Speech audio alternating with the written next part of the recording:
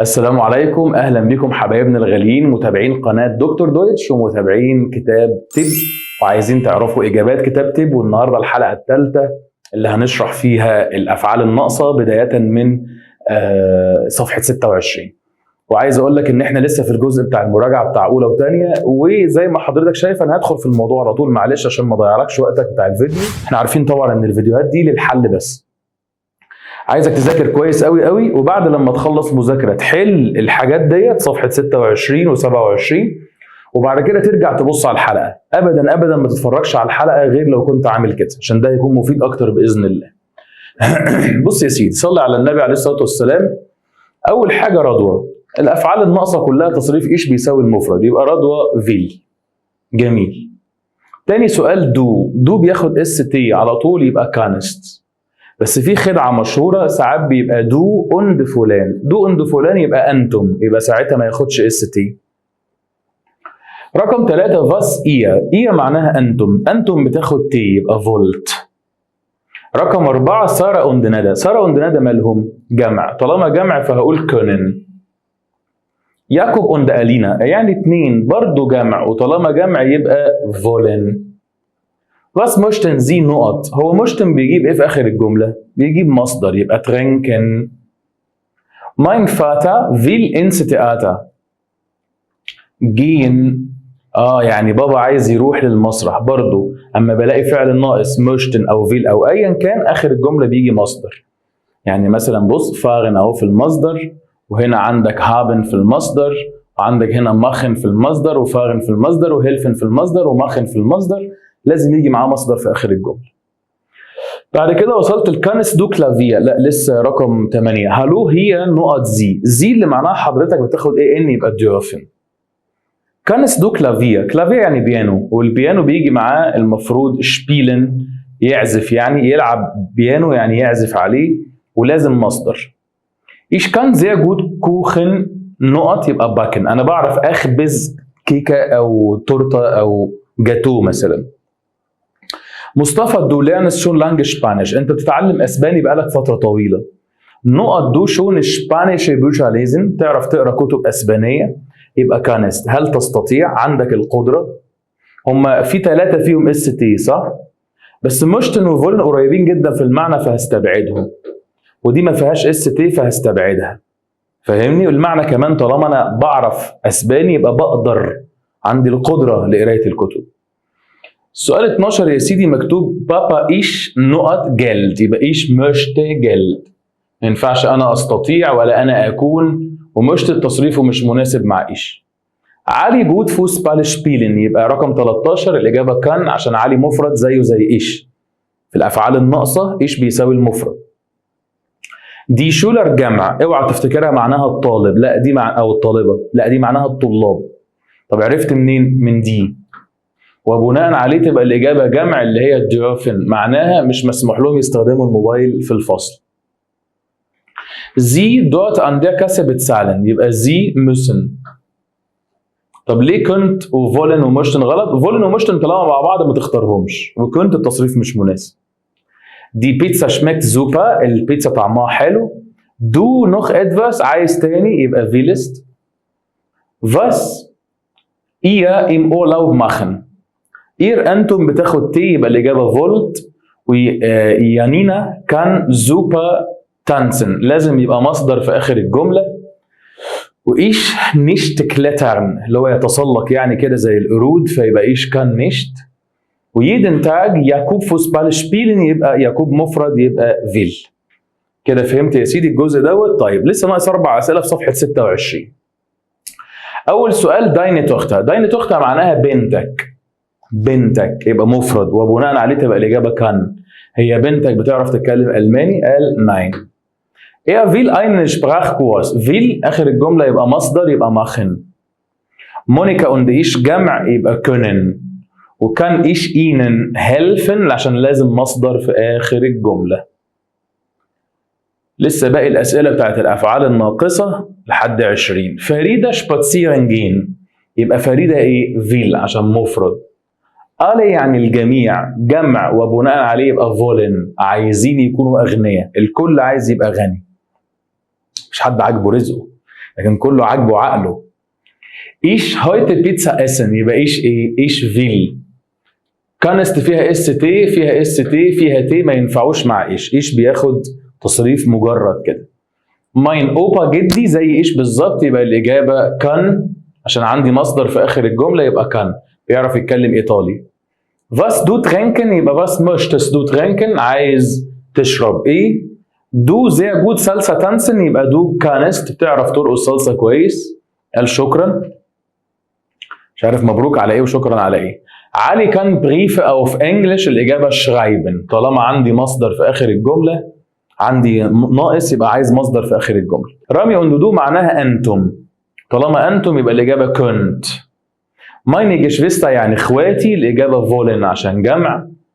كومت داين فرويند هايته، صاحبك جاي النهارده. قال ايه، طالما ايه فانا هستبعد التي واستبعد التي واستبعد التي يبقى كان، لان ايه زي ايش في الافعال الناقصه. Ich will heute nicht in den Club، الإجابة جين، أنا مش عايز أروح النادي. Was ihr jetzt machen، عايز تعمل إيه دلوقتي يبقى was. إيه أنتم بتاخد تي يبقى فولت. الاس تي هي اللي ما تنفعش والإيه ما تنفعش. اللي بعدها es tut mir leid يعني يؤسفني. Ich den Satz nicht verstehen، أنا مش فاهم الجملة يبقى ich kann. طب ليه ما قلتش ich will؟ في حد هيقول مش عايز أفهم الجملة ولا مش قادر أفهمها؟ فو رقم 18 من ده اعتبره مفرد على طول وبناء عليه يبقى فيل او كان، لا لسه هنشوف. كافيتيريا فيندن، لا يبقى كان. اقدر الاقي كافيتيريا فين يبقى كان عشان مفرد. فيا يعني مفرد على طول، اول لما تشوف فيا يبقى مفرد على طول وبناء عليه ميت كومن يبقى فيا في. محمد مفرد على طول يبقى استبعد ده واستبعد ده واستبعد ده اللي فاضل صح كان، عشان محمد مفرد. يبقى اسم شخص بيبقى مفرد وفيا بيبقى مفرد ومن بيبقى مفرد، تمام؟ لكن الي بتبقى جمع. طيب بدأنا ندخل على جزء تاني. انتوا عارفين ان احنا مش هنشرح جوه الحلقات دي، احنا بنحل بس.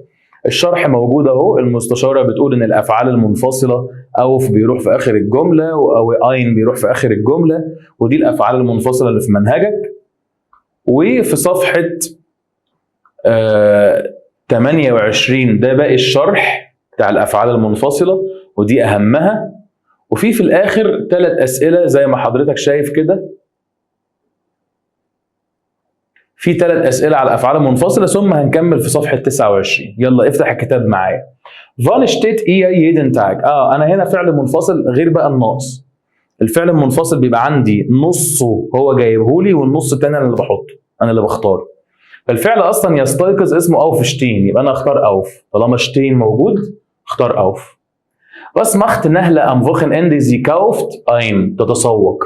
ما عندناش فعل اسمه اب ولا تسو ولا ميت كاوفن، هو اسمه اين كاوفن. فراو غدا مفرد وبناء عليه تبقى بتروق المطبخ تبقى غويمت، او فغيمن معناه يروق. بعد كده صفحة 29 سؤال 4. Am Abend gehe ich spazieren، في المساء بروح اتمشى شوية. 6 Uhr stehe ich auf، يعني الساعة 6 بصحى من النوم. Wann fängt die Party an؟ ده معناه متى تبدأ الحفلة. anfangen معناه يبدأ. يا ابني يا حبيبي انا كلمتك. ماشي. Die Kinder wollen immer، الأطفال دايما عايزين ايه؟ Fernsehen، يتفرجوا على التلفزيون. علي und Daria füllen das Formular aus، معناها ausfüllen معناه يملى استمارة أو يملى بيانات. Ich bringe Saft und Mineralwasser، أنا هجيب معاه العصير والمية، يبقى الإجابة mit، أجيب معايا. mit bringen معناه يحضر معه. Stellen Sie sich bitte vor، يعني قدم نفسك لو سمحت. Herr Becker lernt neue Kollegen kennen، ده معناه بيتعرف على أصدقاء جداد. kennen lernen. ساندرا فيل دي كاميرا، الإجابة ميت نيمن. طالما عندي فيل فبجيب الفعل المنفصل في آخر الجملة مش منفصل. الفعل المنفصل في آخر الجملة بيجي مش منفصل مع الأفعال الناقصة والمساعدة، يبقى ميت نيمن على بعضها. Ich lade meine Freunde zur Party ein، أنا بعزم صحابي على الحفلة. علي فيرس دول، الإجابة تبقى ميت كومن عشان مصدر الفعل ناقص بيجيب مصدر في آخر الجملة بيبقى على بعض. أنا هجيب بنتي معايا يبقى إيش؟ نيمة، يحضر معه. ندى غوفت إيغ فرويندن أن، بتتصل بصاحبتها Herr Am räumen Sie Ihr Zimmer auf, روق غرفتك أو räumen. Timo ruft Anton heute an، معناه بيتصل بأنتون النهارده. Mein Bruder im Supermarkt ein، يبقى kauft بيتسوق في السوبر ماركت. Oma und Opa جدو وتيتا sehen gern فان بيحبوا التلفزيون. بعد كده وصلنا لأنا früh auf، أنا بتستيقظ بدري، يبقى steht أو verstehen معناه يستيقظ. Können Sie sich vorstellen، لازم يكون مصدر في آخر الجملة. Heute kauft meine Mutter Brot, Gemüse und Obst ein، يعني بتتسوق الحاجات ديت أو بتشتري الحاجات دي. Er bringt den Ball mit، معناها هيجيب معاه الكورة. Sebastian، الإجابة seinen Vater vom Flughafen abholen، معناه يذهب ويحضر، يروح يجيبه يعني. 6 Sie mit، يبقى الإجابة machen، هتشترك معانا. mit machen معناه يشارك معه. Wie Lisa aus، يبقى wie sieht كيف تبدو ليزا. aus sehen معناه يبدو. وكلمة في سوبر ستارز اللي هي معناها كأنها يعني. في هنا معناها مثل. وفيا اوبا und اوما ان، يبقى فيا ruft. فيا مفرد على طول ما تنساش. فراو فاجنا زي heute ein، يبقى الإجابة kaufen. طب واللي بعدها am Wochenende wollen meine Eltern meinen Opa، يعني بابا وماما عايزين يزوروا جده مثلا أو يعزموه، يبقى einladen. Ich am Nil spazieren، هتمشى على النيل، يبقى اسمه spazieren gehen. Wann das Spiel an، متى تبدأ المباراة أو الماتش، يبقى fängt اللي عليها أملاوت. المثال اللي بعده اللي هو رقم 13 غالبا هو فيه غلطة، يعني هو لو كان عندي an فأنا كنت هختار كومن، ولو كان عندي أب فأنا هختار فاغن أو فيات يعني. لكن أو فاغن في فعل اسمه كده معناه يصطدم، بس هي أكيد مش قصدها كده، فدي غالبا يعني إيه غلطة مطبعية. لو قلت هيوصل الساعة 6 يبقى كومت أن، لو قلت هيتحرك أو هيغادر الساعة 6 يبقى فيات أب. تمام كده؟ meine Geschwister يعني إخواتي، جمع يبقى غويمن بيروقوا البيت. Du meinen Bruder an، يبقى du rufst، انت اتصلت باخويا. Der Film um 6 Uhr، الفيلم الساعة 6، يبقى beginnt. الله، ليه ما اخترتش فينجت؟ عشان هنا مفيش an. فاهم الحتة دي؟ لما يكون في an زي الجملة دي الماتش هيبدأ اختار فينجت، لكن الفيلم هيبدأ اخترت beginnt عشان مفيش an. من اشهر الامثلة اللي تيجي في الامتحان. المدرسة ميت، يبقى مخت ميت يعني هتشترك. نقط زي زيش فوا، ده مثال مجرد خالص ما نعرفش هتشترك في ايه، بس ده الوحيد اللي ينفع، ما ينفعش حاجه غيره. نقط زي زيش فوا يبقى شتيلن، قدم نفسك لو سمحت. فيا مفرد على طول، يبقى فيا نمت، مين اللي هياخد الشنطه معاه. وماين اونكل يعني عمي او خالي. هويته دين ارتست ان، يعني هيتصل بالطبيب النهارده، يبقى انروفن. ننزل بعد كده على درس جديد اللي هو كان موجود في سنة تانية في الوحدة 8، الماضي البسيط. هما كانوا فعلين بس اللي هو زاين وهابن. الماضي بتاع زاين اسمه فا ومع ايش بيساوي المفرد، والماضي بتاع هابن اسمه هاتي ومع ايش بيساوي المفرد. يعني ايه فا؟ معناه كان. لازم لها بس حتة شرح صغنططة كده، ودي معناها كان عندي او كان عنده بالبلدي كده. انا عارف ان ممكن بالفصحى يبقى اسمها امتلك، بس بالبلدي كده بتسهل الدنيا اكتر، تخليك فاهم انا بختار ايه. كان عندي برد، كنت عيان. كان عندي فيلا، كنت في المعادي. فاهم ازاي؟ يبقى ده كده ايه الحاجات اللي هتخليني اختار على اساسها. السؤال رقم 1 بيقول فان ايا، طالما ايا انتم يبقى فارت، ده بيسأل على التصريف بس، ما بيسألش على حاجة تانية، كلها نفس الفعل يبقى بيسأل على التصريف بس. هير سمير تصريف بس، يبقى هات ايه. بص انا حتى ما كملتش الجملة. مايني إلتن بابا وماما تصريف بس، طالما نفس الفيرب يبقى تصريف بس. فان دو هنا بدأ يغير في الأفعال. قال لي فور 2 موناتن، أنا أول لما بشوف فور أعرف إن في ماضي على طول، يبقى أنا هستبعد بيست واستبعد هاست، أفكر في فارست وهاتست. بيقول أين براكتيكوم تدريب، يبقى عندك. كان عندك إمتى تدريب؟ قال قبل شهرين. هي لوكاس مفرد، يبقى أول خطوة هعملها استبعد ده وده، أفكر في أول 2 بس. في حبة تفكير في الأسئلة دي. زمان شغف للطبخ او حب للطبخ، يبقى ساعتها هقول هات ايه، كان عنده هو ذات نفسه كان حب، هو ذات نفسه كان طبخ، ولا كان عنده؟ طيب اللي بعده فوت صغير قبل سنتين، برضو ماضي، انا لسه في المدرسه، يبقى فا، ده ظرف مكان يبقى فا على طول. كنت في المدرسه ولا كان عندي؟ لا. عارف لو كان اخر الجمله فيها الماني وفيزياء مثلا كنت هقول لك كان عندي، لكن هو هنا ظرف مكان. Wo warst du gestern؟ امبارح كنت فين؟ قال in Leipzig. ich dort einen Termin. ich hatte هي الإجابة الصحيحة. هنا التصريف ما ينفعش، وما ينفعش أقول أنا كنت معاد، لا أنا كان عندي معاد. Hast du einmal Paris besucht؟ زرت باريس قبل كده؟ والله ما أتمناش. Nein noch nicht. aber mein Bruder schon zweimal dort. dort يعني هناك. طالما كان هناك يبقى war. أخويا مفرد. إيش زي المفرد. Warum ist Maria letzten Sonntag nicht gekommen؟ هي ليه ما جاتش الحد اللي فات؟ قال sie auf einer Hochzeit. هي كانت في فرح. كانت في فرح يبقى war. اصلا كله تصريف بس. Warum bist du so spät؟ ليه اتأخرت؟ الدكتور بتاعي في الجامعة الله يديه الصحة كان دايما يسألنا السؤال ده.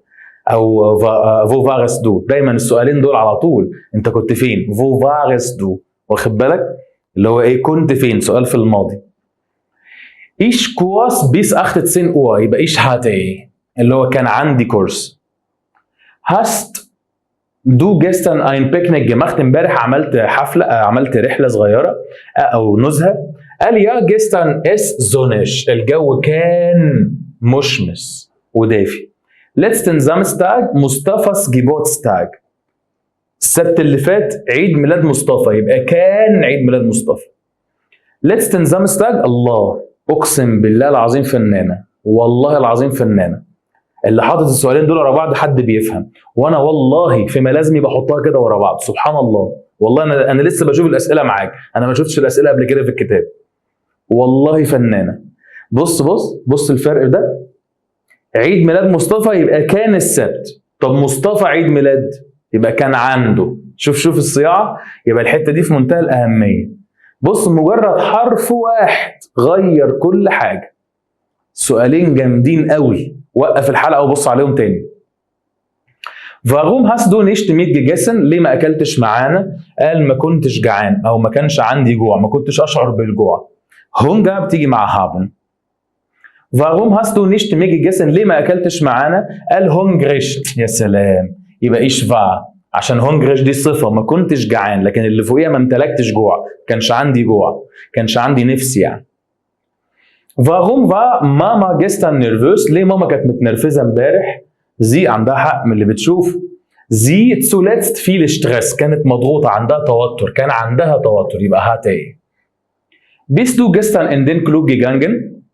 رحت النادي امبارح. قال nein ich keine Zeit، يبقى ich hatte ما كانش عندي وقت. ينفع اقول ما كنتش وقت؟ طبعا لا. Wie alt du im Jahr 2009؟ كان عندك كام سنة وانت في سنة 2009؟ يبقى warst du. Wo du denn gestern؟ امبارح كنت فين؟ يبقى wo warst du. نفس السؤال بتاع الدكتور والله. Ich früher eine große Familie، زمان عيلة كبيرة. Aber viele sind leider gestorben، للأسف ناس كتير منهم توفوا، الله يرحم جميع موتانا. يبقى ich hatte كان عندي. Hast du ماجد gestern gesehen؟ شفت ماجد امبارح؟ قال يا er sehr müde، يبقى er war sehr müde كان مرهق. Was habt ihr zuletzt gemacht؟ عملتوا ايه؟ قال wir in den Bergen، يبقى wir waren كنا في الجبال، ظرف مكان يبقى كنا. Warst du in England؟ انت كنت في انجلترا قبل كده؟ قال يا ich dort einen Sprachurlaub، يبقى ich hatte كان عندي. كلمة Sprachurlaub كلمة غريبة شوية، هي معناها أجازة باخد فيها كورس. يعني أنا عارف ترجمتها كبيرة شوية بس هي دي ترجمتها. Wie der Urlaub denn؟ كيف كانت الأجازة؟ قال جميلة. تحس إن السؤال ده رد على السؤال ده. 5 ihr viele Hausaufgaben Kinder؟ عندكم واجب كتير يا أطفال. قال ja und wir haben sie schon fertig gemacht، خلصناها خلاص. يبقى hattet هي الإجابة الصح عشان أنا بكلم أطفال. يا أطفال يعني أنا عايز أقول أنتم، وأنتم مكتوبة أهي. früher يعني زمان تامر kein Auto ما كانش عنده عربية يبقى hatte ايه؟ المفرد زي ايش؟ vor 2 Jahren طالما لقيت vor يبقى على طول ماضي. meine Frau und ich in Europa يعني أنا ومراتي كنا في أوروبا يبقى waren كنا ماضي جمع. früher meine Schwester eine Freundin aus Indien زمان كانت صاحبتي أختي عندها صاحبة من الهند يبقى hatte مفرد. versteht deine Schwester dann Indisch؟ طب هي أختك بتفهم هندي؟ دي بقية الجملة. sind deine Geschwister in den Club mitgegangen؟ هم اخواتك راحوا معاك للنادي؟ قال nein sie ein Schulfest كان عندهم حفلة مدرسية يبقى sie hatten عشان هم جمع. sind deine Eltern letztes Jahr nach Amerika gefahren؟ باباك ومامتك سافروا أمريكا السنة اللي فاتت؟ قال nein sie نقط bei meinem Onkel in Italien كانوا عند عمي في إيطاليا يبقى waren عشان جمع بابا وماما.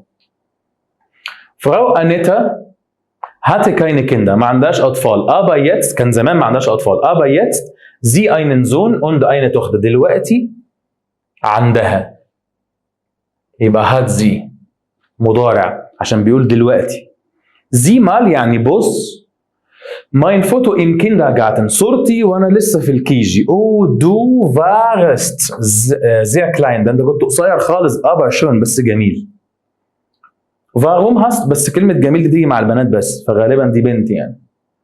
warum hast du das Handy nicht gekauft؟ ليه ما اشتريتش الموبايل ده؟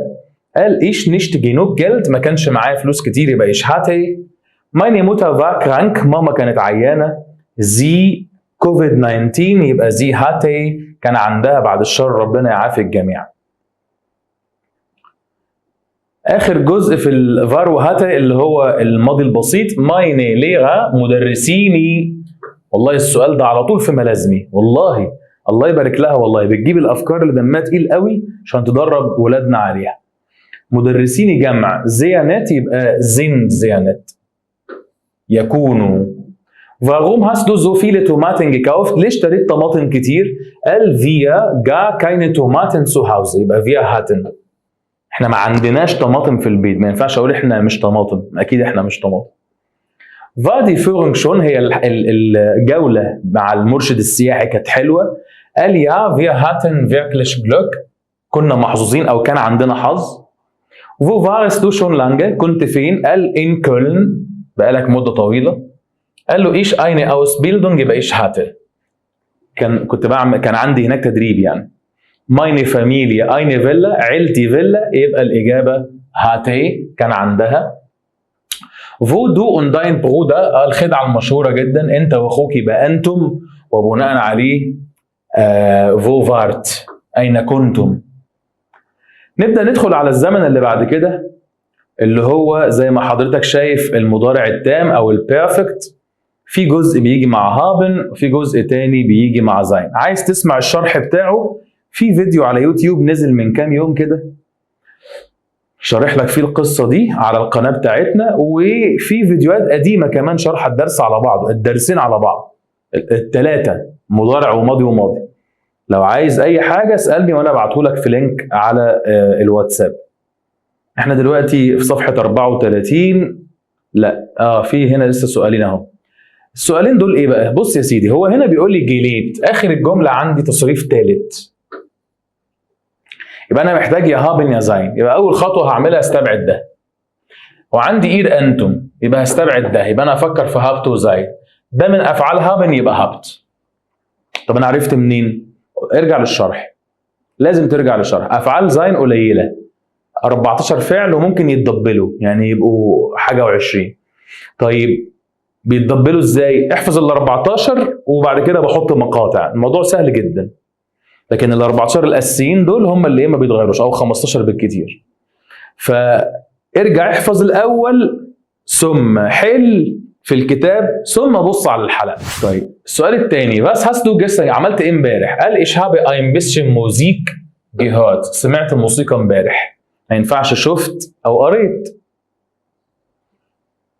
سؤال رقم 3 ihr gestern Fußball gespielt ده سؤال عبيط تصريف الفعل وخلاص. habt هنا ملوش معنى. wie viele Stunden علي geschlafen يبقى hat ده من افعال haben. Julia hat Blumen für die Oma يبقى gekauft، اشترت زهور لجدتها. Was hast du heute؟ يبقى gefrühstückt، اللي هي بيقول لي يعني فطرت امتى. haben Sie Frau Bauer؟ يا ترى ايه، شربتوها الست ولا اعطيتوها ولا قريتوها ولا ساعدتوها؟ طبعا geholfen. هنا بيسأل على المعنى. Ich habe gestern Grammatik، انا امبارح عملت ايه في الجرامر؟ اشتغلت، بدأت، جاوبت، اتدربت احسن. Meine Freunde haben Opa und Oma sehr، اصحابي جد وتيتا، يبقى ايه، عملوا لهم ايه؟ سكنوا، اتدربوا، اجروهم ولا حبوهم؟ حبوهم جدا، قالوا هم فعلا لطاف. ليب يعني لطيف. دي Mutter fragt، الام بتسال. habt ihr auch schon euer Zimmer نقط، روقتوا غرفتكم؟ قالوا لسه. يبقى aufgeräumt، اما بلاقي فعل منفصل بحط الجي في نصه. Sprichst du Französisch؟ ja ich habe es in Paris gelernt، اتعلمته وانا في باريس. Warum du deine Großmutter nicht besucht؟ ليه ما زرتهاش؟ يبقى hast، ده من افعال haben مش من افعال sein. Hast du auch Lebensmittel نقط، جبت مواد غذائيه؟ يبقى eingekauft، اشتريت. Gestern habe ich ein Taxi، انا اخدت تاكسي امبارح، يبقى genommen. Was macht مصطفى am Wochenende؟ هو مصطفى بيعمل ايه في نهايه الاسبوع؟ قال hat nichts كذا. ich weiß nicht، انا معرفش. بعد كده بيقول hat nichts gegessen ولا gesehen ولا geschlafen ولا gesagt؟ غالبا gesagt. هو هنا بيقول هو مصطفى بيعمل ايه في نهايه الاسبوع؟ قال معرفش، هو ما قالش حاجه. Ich habe meine Freundin Antonia im Deutschkurs kennengelernt، اللي هي اخر واحده اتعرفت عليها في الكورس. Wann habt ihr عمر getroffen؟ قابلتوه امتى؟ قال الجمعه اللي فاتت.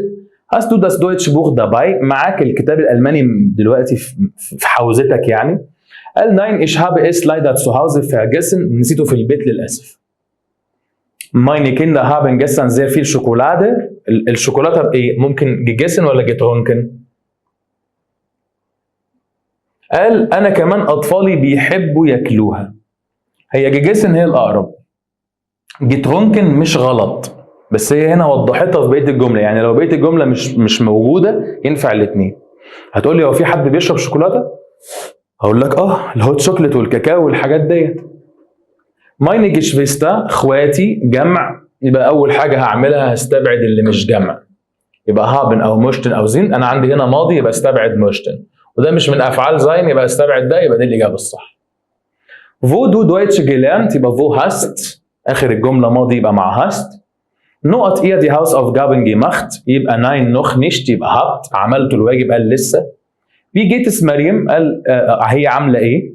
قال ich weiß es nicht، انا ما اعرفش. ich habe sie lange nicht gesehen، انا ما شفتهاش من فتره. ده المثال الحلو. بس hast du gestern Abend، عملت ايه امبارح مثلا او قريت ايه امبارح؟ قال روايه لانيس منصور، يبقى gelesen. علي هات 10 Eier، 10 بيضات، يبقى اشترى او اكل. يا ده gegessen هي اللي موجوده، اكل. سارة und Silke haben eine E-Mail، هم عملوا ايه في الايميل؟ اكيد كتبوه. وإم سوبر ماركت haben wir alles، احنا عملنا ايه في السوبر ماركت؟ اشترينا كل حاجه. Ist das Buch gut؟ هو الكتاب كويس؟ قال معرفش، لسه ما قريتوش، يبقى gelesen. Hast du etwas von Lukas gehört؟ سمعت حاجه عنه او منه؟ قال hat gestern eine E-Mail geschrieben، كتب ايميل امبارح. دلوقتي احنا في صفحه 36، احتمال تكون الاخيره، لسه مش متاكد. Möchtest du einen Tee؟ عايز تشرب كوبايه شاي؟ قال nein ich habe Kaffee getrunken، ده انا شربت قهوه خلاص. Wie hat es dir das Museum gefallen؟ ليه ما قلتش gefunden؟ عشان عندي هنا دي، هنا حته دمها تقيل، دمها تقيل في المنهج مش في الكتاب. لو لقيت دو يبقى انت ايه؟ وجدت، ده كده فاعل، يبقى الفاعل هو اللي بيجد. لكن لو لقيت دي يبقى اعجبك. هو ايه اللي اعجبك؟ الشيء هو الفاعل. هو انا لما بقول في العربي او في الفيسبوك ان البوست ده او الصوره دي اعجبني، تعرف تعرب الياء؟ مش ضمير مبني في محل نصب مفعول؟ مش كده؟ انا بقيت مفعول، انا ما قلتش انا. الحاجه دي هي اللي عجبتني، انا مفعول. نفس الكلام، لو الحاجه عجبتني يبقى انا مفعول، يبقى دي. فانا لقيت دي ما لقيتش دو، وبناء عليه فقلت جيفالن. ما ينفعش جيفوندن. السؤال ده تقيل، بيوقع طلبه كتير. Wann beginnt der Film؟ هو الفيلم هيبدا امتى؟ قال هو بدا خلاص، يبقى begonnen. Was hat dein Bruder heute gelernt؟ قال درس ايه او ذاكر ايه؟ قال رياضه والماني. Meine Sekretärin hat heute viele E-Mails. السكرتيره بتاعتي بعتت او كتبت ايميلات كتير، يبقى geschrieben. كان ممكن geantwortet ردت على ايميلات كتير، بس لو كان في auf يرد على اسمها auf، antworten auf. Herr Krause hat alles an der Kasse. يبقى الإجابة عند الكاشير، يبقى بتسأل دفع كل حاجة عند الكاشير. Was hast du؟ معاك إيه؟ قال ich habe heute viel نقط. أو عندك إيه؟ قال النهاردة أنا كذا كذا. ich bin sehr müde، مرهق جدا، يبقى gearbeitet. اشتغلت كتير فأنا إيه؟ مرهق جدا. Was habt ihr gestern Abend gemacht؟ عملته إيه امبارح بالليل؟ قال wir fern gesehen، يبقى wir haben fern gesehen. Habt ihr die E-Mail؟ يبقى gelesen، قريت الإيميل؟ قال أيوه. war Sabine auch da؟ هي زبيني كانت موجودة. قال ja sie نقط uns die Stadt gezeigt، ورتنا المدينة، أو يعني خلتنا نشوفها. والسؤال الأخير letztes Wochenende haben wir einen Ausflug nach Alexandria، يبقى gemacht، عملنا رحلة لإسكندرية. هنا الأفعال اللي بتيجي مع زين، زي ما قلت لك إن في أفعال بتيجي مع هابن وأفعال أخرى بتيجي مع زين. دي المجموعة اللي بتيجي مع زين، اللي هو جيفارن وأب جيفارن. بص أب ده عبارة عن مقطع، احفظ جيفارن بس. جيكومن أنجيكومن، احفظ جيكومن بس. جيلaufen جيفلوجن جيريتن، يركب خيل. وجيشفومن وجيكلترت وجيفاندرت وجيرايست وجيجانجن وشباتسيرن جيجانجن وجيجوكت. في أفعال أخرى بس مش كتير يعني. كويس، احنا غالبا هنحل دول آخر حاجة على الأفعال بتاعت زين الماضي، وبعد كده نشوف إيه اللي لسه ناقص لنا في الPDF ده. Gestern Ahmed 23 Uhr nach Hause gekommen، يعني أحمد وصل، يبقى ist. ده بيسأل على التصريف بس، أول كام سؤال بيسأل على التصريف بس. Im Sommer wir nach Deutschland geflogen. طالما geflogen فيها جي ايه يبقى ده مستحيل وده مستحيل. وجeflogen من أفعال sein يبقى sind. Sie ist 21 Uhr، سؤال 3، هي الساعة 21 عملت إيه؟ يبقى angekommen، وصلت. Wir am Sonntag Fahrrad gefahren، يبقى wir sind، عشان هنا معناها سوقنا عجلة. Gestern wir 2 Stunden im Wald geritten، يبقى الإجابة sind. 6 seid ihr heute Morgen zum Schulleiter؟ انتوا النهارده ذهبتوا الى يعني. قال يا ابا er war nicht da، بس ما كانش موجود. ذهبتوا للمدير، يبقى gegangen. ده الماضي بتاع فعل جين، يذهب. Laura was hast du am Wochenende gemacht؟ عملت ايه في نهايه الاسبوع؟ قالت ich bin mit Anna ins Kino gegangen، ذهبت معاها للسينما. Vorgestern ist Noah zu ihrer Tante، يبقى gefahren، راحت لخالتها. Meine Familie يعني عيلتي قبل 4 سنوات سافرت أستراليا، اللي هي أستراليا يعني، يبقى ist. Wie lange du in Hurghada geblieben؟ يبقى bist. Wann sie in die Türkei gefahren؟ يبقى wann sind، سافرت. وده من أفعال sein، أسئلة مباشرة. Wie viele Stunden du gelaufen؟ يبقى bist. Die Mutter fragt seid ihr gestern im Theater gewesen؟ امبارح كنتوا في المسرح. الباقي مش ماضي لو انت واخد بالك. Bist du im letzten Winter nach أسوان؟ يبقى الإجابة gereist، عملتوا رحلة لأسوان. الأسبوع اللي فات أنا يومين عند بابا وماما، يبقى geblieben عشان حرف الجر باي، معناه عند مش إلى. wie viel Uhr bist du؟ يبقى angekommen، وصلت امتى؟ الساعة كام؟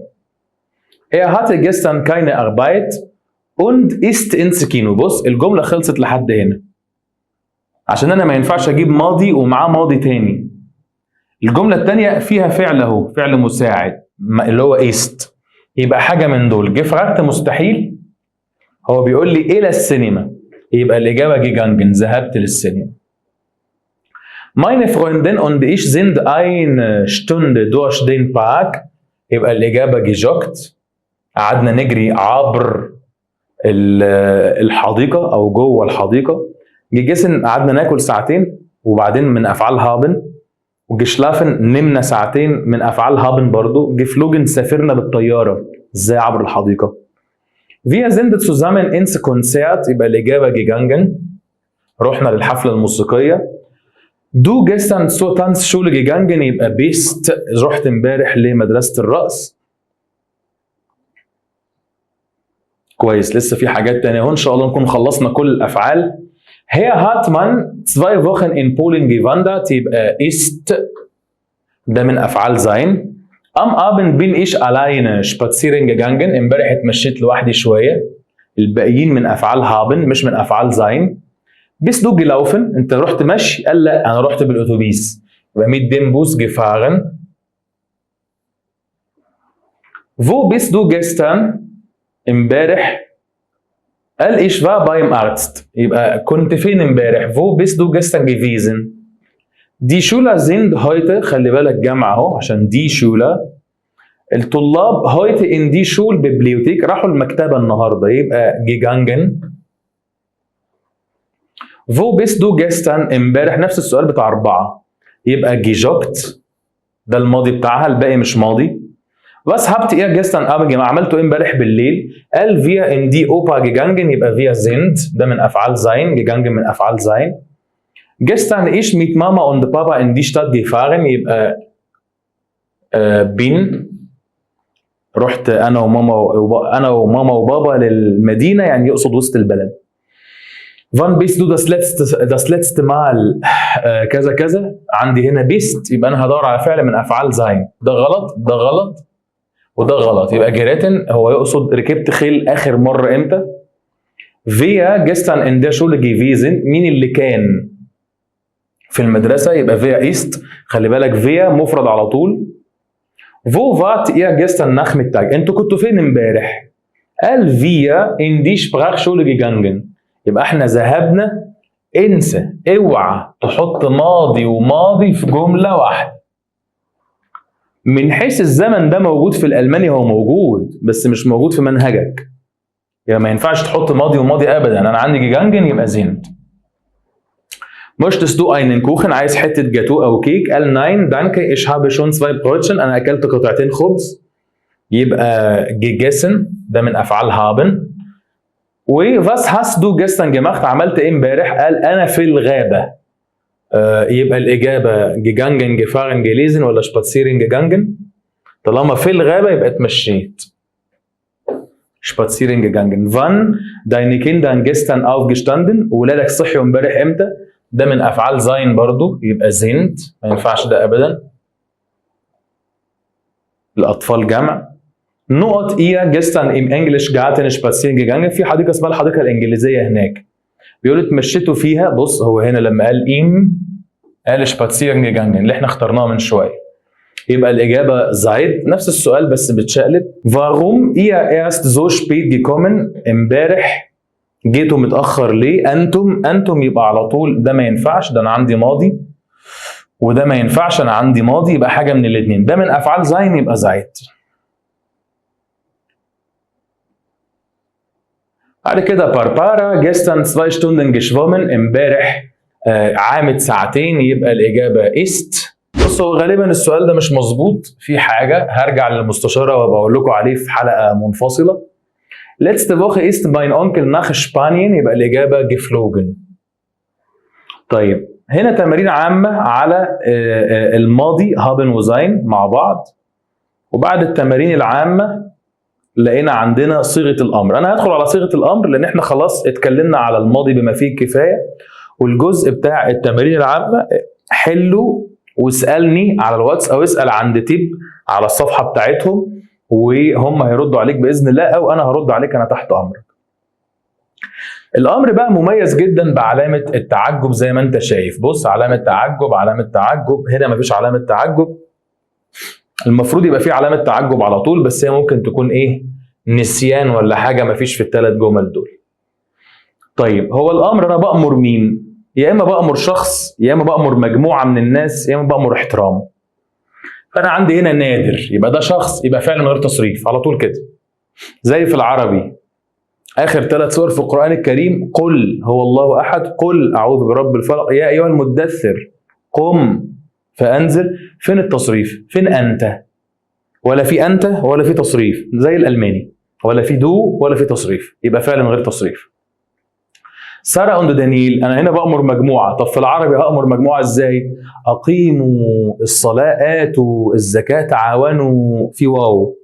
طب في الألماني في تي، يبقى أنا هستخدم دي بدل الواو تي، مع المجموعة تي. دو أن داين كيندا، أنت وأطفالك.